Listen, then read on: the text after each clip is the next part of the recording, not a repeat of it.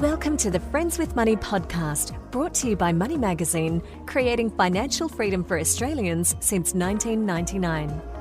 Please remember that the views and opinions expressed in this podcast are general in nature, and further independent advice and research based on your personal circumstances should be sought before making an investment decision.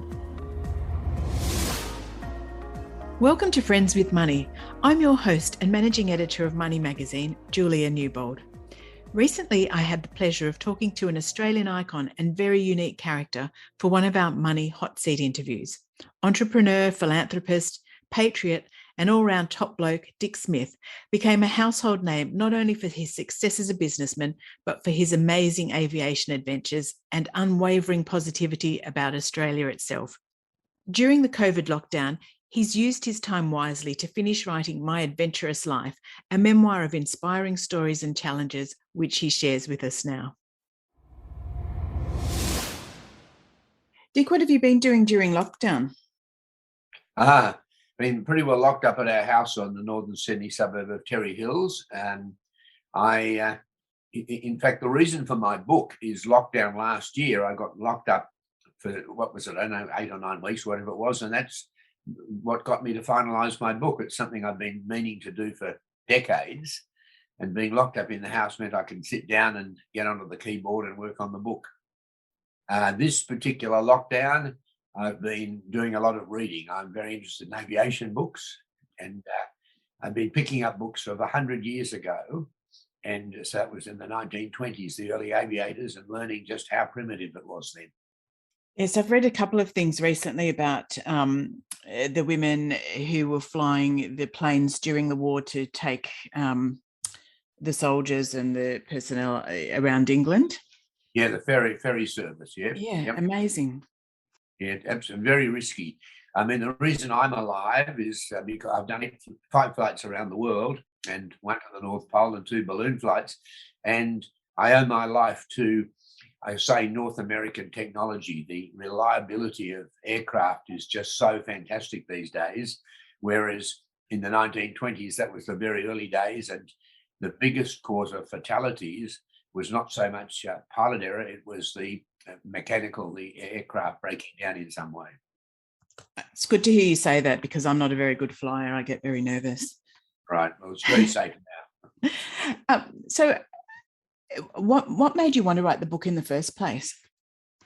So many people said to me, Dick, you've had an interesting life, you've got to put it down in writing. And I thought, oh, that's probably a good idea. I think it's a bit of an ego thing. And also, the prime reason I wanted something for my grandchildren to know how Pip and I, my wife and I, started off with so little, but we were able to do quite well. And there's a message in the book that even if you're the most hopeless person at school and you're a bit of a misfit, you can still do okay in this country of Australia. It's a fantastic country. And obviously you are a very proud Australian. And I remember, you bringing out the Vegemite, to make it still Australian and so on. So right. Has that always been a driving passion of yours to promote the country and promote what we have? Yes. Look, in the book I mentioned when I was 5 or 6 years of age at school, we'd salute our flag, I honour my God, and I forgot what the wording is now, it's in the book, but we had the Australian flag there, and we actually sung in the 1950s, God Save the King, it was. And so I've always been what you'd call a patriot. I've done well in this country. I won the lottery of life by being born in the 1940s, and growing up since then, we've had wonderful security, and I think we've been well led, and it's allowed someone who's as hopeless as Dick Smith to do okay. And do you feel that, I guess, you said the word patriot, and it's become a bit tarnished as an idea at the moment. Do you feel that we need to go back, or that it just is a misnomer? Or Yes, well, no, I don't see it tarnished in any way. I realise that there are extreme people on either end of the spectrum, but no, I still think being a patriot, the Governor General gave a quote on the back cover of my book saying I'm a true patriot, and I was very proud that he said that. And what would you like your legacy to be? Oh, gee, that's something I haven't thought of. Let me think. My legacy. Um, I think an example to my children, my two girls and my grandchildren, that you can work hard and you can be honest and pay your taxes and still do okay. All of those three things.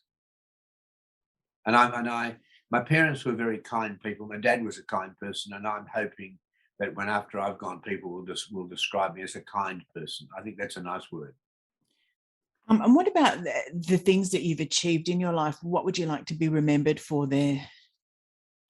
Well, the proudest thing that I have in business wise is really Australian Geographic magazine, which is still going and booming, and that was a very positive magazine. I'd been told when I started it up, my aim was to have a biased magazine that was biased towards the positive and wrote positive things about Australia. And someone said, "Oh, Dick, positive news never sells.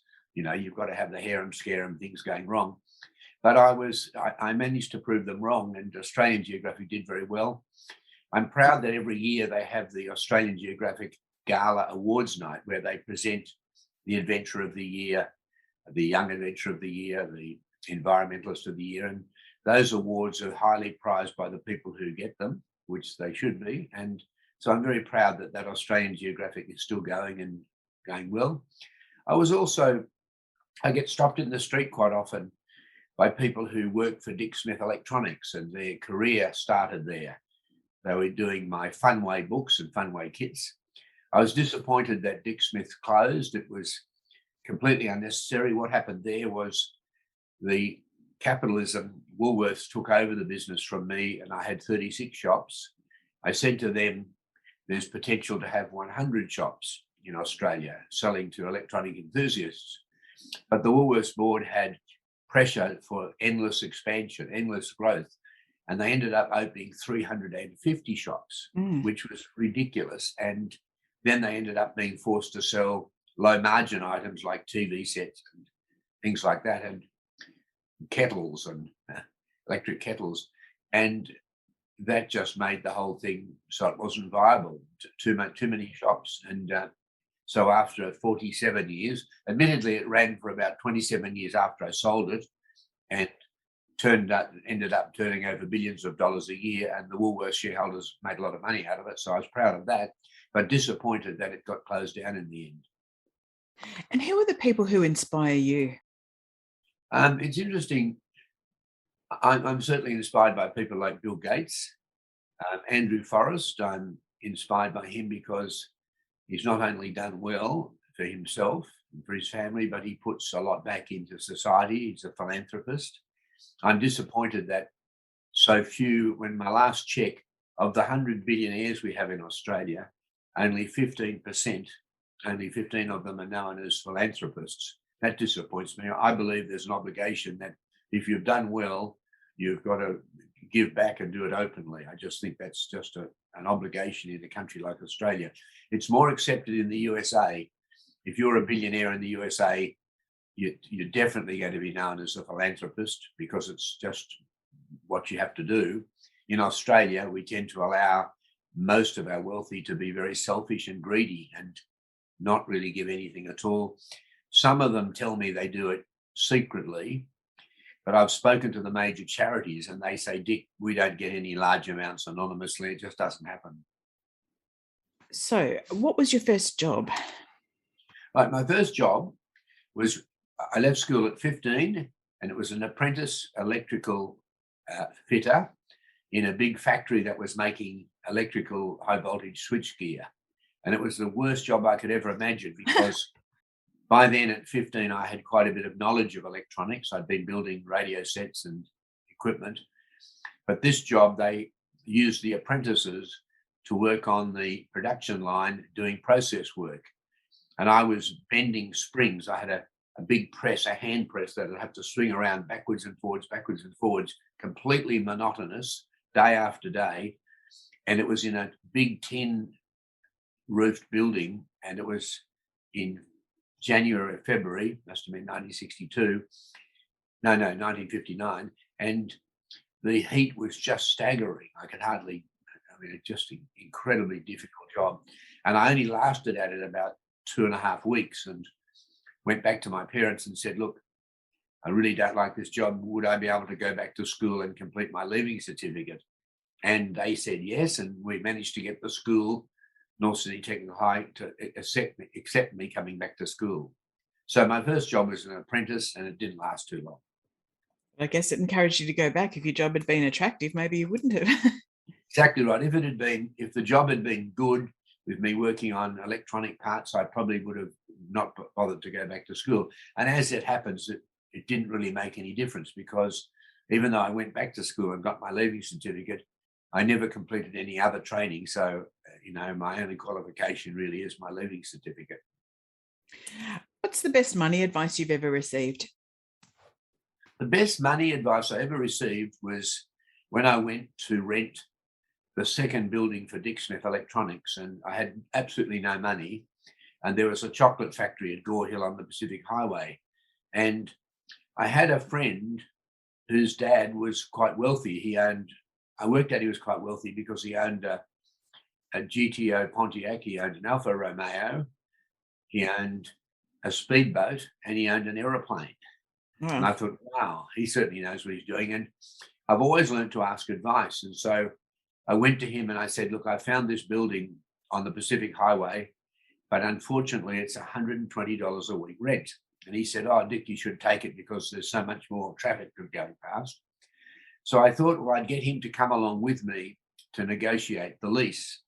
And when we were sitting there with the owner of the building, I agreed on $120 for a 2-year lease. Suddenly, this person, Ray Jessup, said, oh, and of course, we'll want an option to purchase the building. And I looked at him with my mouth open because, and he said, oh, no, we certainly won't rent unless we have an option to purchase. And the owner of the building said, well, yes, I'll give you that, but it's $62,000 is the value of the building. Now, in those days in Sydney, a house cost about $30,000. I had all of $600 invested in my little taxi radio, two-way radio repair business. But we got the option to purchase. And the amazing thing was that within 2 years, I managed to raise the deposit, it was about $12,000, and go to a finance company and borrow the rest. And I bought that building, or paid a deposit to pay it off. And from then on, whenever we opened up a Dick Smith building, a Dick Smith shop, I asked for an option to purchase. And of course, buying buildings in the 1960s and 70s, which I did, most people think my wealth has come from electronics and from publishing, but in fact, most of my wealth has come from property ownership. And I remember when we sold eventually to Woolworths, I think I owned about a dozen buildings or were paying them off, and I still own some of those buildings today, and they've been wonderful investments. So yes, the best advice was, if you lease some premises, try and get an option to purchase and then try and pay them off, because if the market's going up as it was in those days, you can't go wrong, and it's an easy way of making money. So I ended up making millions and millions of dollars from property, which I knew nothing about, but just purely because of that advice. Wow. It's good that you went to ask advice, isn't it, I guess, at that time? Yeah, that's one of my success forces. I have, in my book, I write, I think the book's an ideal book for someone thinking of opening a business, because I've listed my success forces. And the first one is ask advice. And the next one, surround yourself with capable people. And then the other one is copy the success of others. I tell people, if they want to start a business, get a cheap air ticket around the world and go and have a look what's happening in the USA and the UK, and then find out what's good in you and copy it and bring it back here, because that's what I did. Yeah, great ideas. So what's the best investment decision you've made? Yeah, the best investment decision was to buy the Dick Smith Electronics building at North Ryde. I once again leased it, but with an option to purchase. And the option to purchase was $1.7 million. So I did buy it, or was paying it off. And I kept it for about 20 years, and sold it for $30 million. So I ended up making more money out of selling the head office of Dick Smith Electronics than I made out of selling Dick Smith Electronics, the whole business. Wow. So that was probably my best investment decision, buying the Dick Smith building at North Ryde, which is still there. The reason the value went up so much is they put the underground railway underneath it, and they put the station entrance right on my building. And I thought that was a bit of a nuisance, but then the council rezoned the building to a much higher ratio because they wanted to have a shopping centre at the station. So I did extremely well by complete luck. What's the worst investment decision you've made? The worst investment decision I ever made was investing in a small icebreaker. And that was the craziest thing I ever did, but I like to help adventurers. And Don McIntyre, who's a wonderful adventurer, he found this small icebreaker in Finland, and he wanted to bring it back to Australia and then charter it to adventurers who wanted to go exploring in Antarctica. And when we were thinking of buying the icebreaker, there were lots of adventurers who were always wanting to charter boats to go to Antarctica. The problem was, when we purchased the boat, I put in the money to buy it, and Don McIntyre got it brought back to Hobart. And right at that time, there was just a complete lack of adventurers. And so the little icebreaker, instead of doing multiple trips to Antarctica, I think only did one. And I think I lost $1 million on it. So that's my biggest loss in investment. But my suggestion to people is don't buy an icebreaker. What's your favourite thing to splurge on? I think my favourite thing to splurge on would be helicopters. Mm-hmm. At one stage, I owned 3 helicopters. I now only own one, but it's an Italian Augusta, Agusta. It's a beautiful, it's like a Ferrari of helicopters. It's the fastest civilian helicopter. It'll do about 150 knots, which is about 300 kilometres an hour. It's got retractable undercarriage. It's a beautiful machine that I fly myself. It's got 2 engines. But yes, I love helicopters, and if I splurge on anything, it'd be another helicopter. But I'm pretty happy with the one I've got. Wow. No one's ever said that to me before. That's their splurge. If you had $10,000 right now, where would you invest it? If I had $10,000 right now, I think I'd invest it in Woolworths or Wesfarmers, because people have to eat. I think we're going to have some tough times coming economically. Just don't believe you can have rising share markets the whole time, and you can't have endless growth. That's impossible. It's a finite world. So I'd be putting my money into Woolworths or Wesfarmers or someone like that, because even when times are tough, people are still going to have to eat. So I think the share value would probably remain and give you a small return. What would you do if you only had $50 left in the bank? If I only had $50 left in the bank, I'd go to some of my friends who I've helped over the years and say, now it's your turn to help me, and borrow some money from them. Do you intend to leave an inheritance? Yes, I intend to.